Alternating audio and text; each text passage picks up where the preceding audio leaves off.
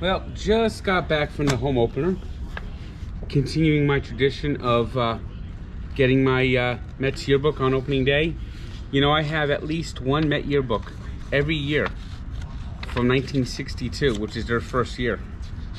Historic. Yeah, so I don't have the actual first one, although I'm gonna try to get the first one eventually. I have like a yearbook from like August of 1962. But they got the, of course, the yearbook. Looking for something in here. Anything interesting, or? But what a wild home opener! What a wild home opener! I tell you, that might have been one of the craziest games I've ever been to. I mean, first off, Michael Conforto, who is just completely lost right now.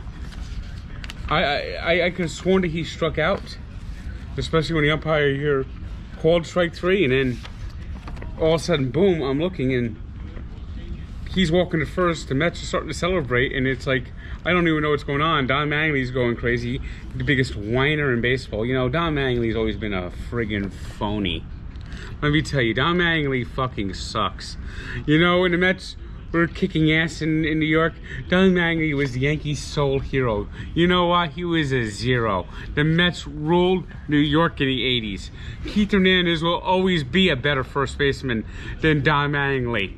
Don Mattingly, and then he hurt his back, and he's not in the Hall of Fame.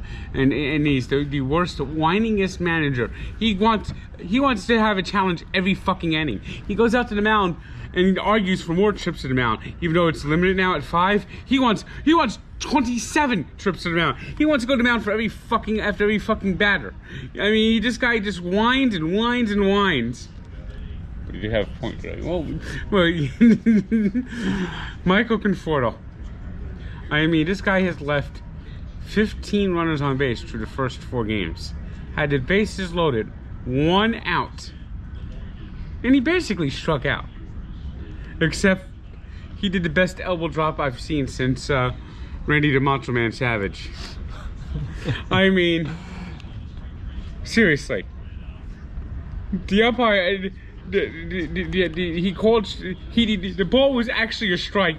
He dropped his elbow. It grazed his elbow. And that's how the Mets win the game. I mean, it's a strange, shitty way to win the game, but you know what? If the Astros can cheat and get away with it, fuck it. I don't care. Let's all do elbow drops. Maybe the Mets' luck is turning around. Now Jeff McNeil, who was looking like he was on his way for 0 for 387, got the game-tying homer. Taijuan Walker pitched well, and then he had a no-hitter going, and then of course the Marlins get 2 runs because they don't fail with runners in scoring position like the Mets do. I mean, the Mets left another, just like dozens and dozens of people on base. I mean, they really are turning into New Jersey Transits. They just keep leaving you stranded. But Taijuan Walker pitched well. Miguel Castro looked good out of the pen again. I mean, perhaps they shouldn't have pitched him in 2 days in a row on Tuesday.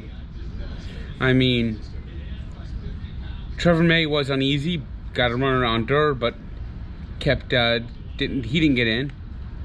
And Edwin Diaz got the win. He pitched well in the 9th.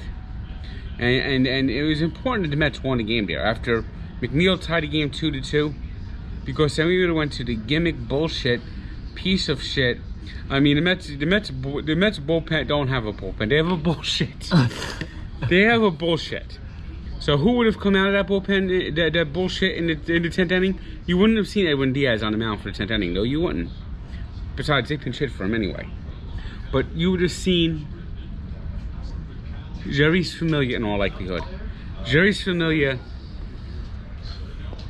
getting a runner on second base is like, they might as well just put the runner on the board and just let him try to get the next 3 outs, because that run is automatically going to score.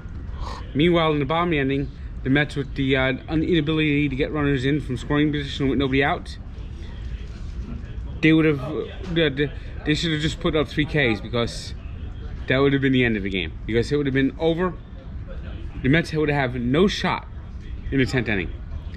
So if Conforto there would have been called strike 3, it would have been up to Pete Alonso, who probably would have tried to play hero ball and struck out. So The elbow drop wins the game. Mets are 2-2. They win the home opener. Now they have a day off before playing on Saturday.